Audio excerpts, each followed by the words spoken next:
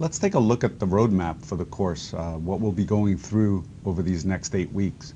We're going to start off with the topic of memory and data. How do we organize data in the memory of a computer system? And then we're going to move on to how do we represent numbers? How do we encode different types of numbers, both integers and floating point numbers, in the bit patterns that we can put in memory?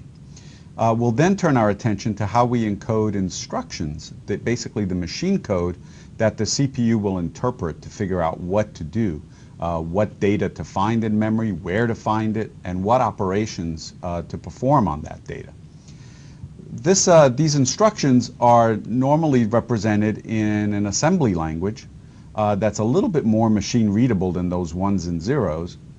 This is one of the languages we'll be looking at. It's the x86 assembly language for the popular Intel processors that are in many of our computer systems today. However, any assembly language is really going to be very similar. So we're hoping this is just an example of one possible assembly language, albeit a very common one. We'll then turn our attention to some approaches to managing how we keep track of our programs and how they're executing, namely what procedures are being executed, where a procedure should return when it completes, and that'll get us into the stack discipline that we use for representing that information. We'll then turn our attention to representing some more complex things in memory besides just numbers, namely arrays of values and structs, more complicated data structures where multiple values are represented in one entity. Then we'll turn our attention to memory and caches. So we'll be looking at memory from the point of view of performance, how a processor moves the data that it needs most often and keeps it close to the CPU. By close, we mean in a faster access memory, rather than the slower, larger memories that we might also have available. Then we'll turn our attention to two important illusions that are common in modern computer systems. The first one is the concept of a process, namely a program that runs in parallel to a whole bunch of other processes. And we have to figure out how to give the illusion that each process has full control over the processor, so that a programmer doesn't have to worry about how to hand off control to another process, how to save the state it might need. All these things are going to be taken care of automatically, and this will help us touch on a little bit about how operating systems handle these things for us as programmers. The second illusion is virtual memory, namely the ability to think about a huge memory that is available to each program, when in reality there's only a much smaller finite memory available that is way, way smaller than the possible memory we may want to use. So this will get us into how do we page different parts of memory from disk into the physical memory, and again deal with some operating systems issues. Finally, we'll close the course with some issues in memory allocation, namely how do we decide where we put stuff in memory and how does that impact performance. And lastly, how do we deal with higher level languages like Java, which abstract away a lot of those memory allocation issues from us.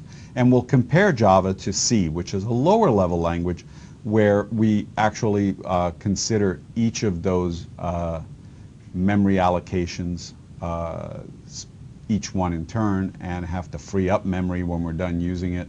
Have to keep track of quite a few more things than in a higher level managed language like Java.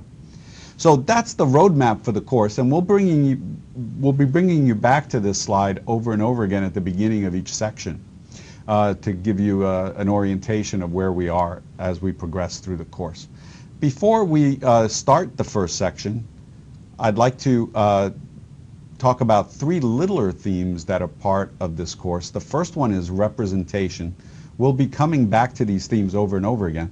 Representation is the issue of how do we represent things as zeros and ones. And by things or everything, we mean numbers, characters, instructions, pointers, namely the addresses of that data in memory.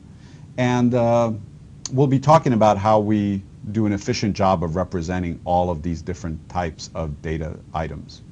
The second little theme is translation, namely how do we go from language to language. You've heard me talk about a few already. I've mentioned Java as a high-level language, C as a lower-level language, x86 assembly language as something being closer to the machine code of the CPU. Well, to do those translations, as with any language, we need to do word-by-word translations. We need to do translation of phrase structures, and eventually the larger grammar of the language itself. So we're hoping that you know a language maybe like Java as a programming language. You've seen that in an intro programming class, or maybe you've had C already. So we'll be talking about those languages and encountering a few other things in between, like Java bytecodes as well.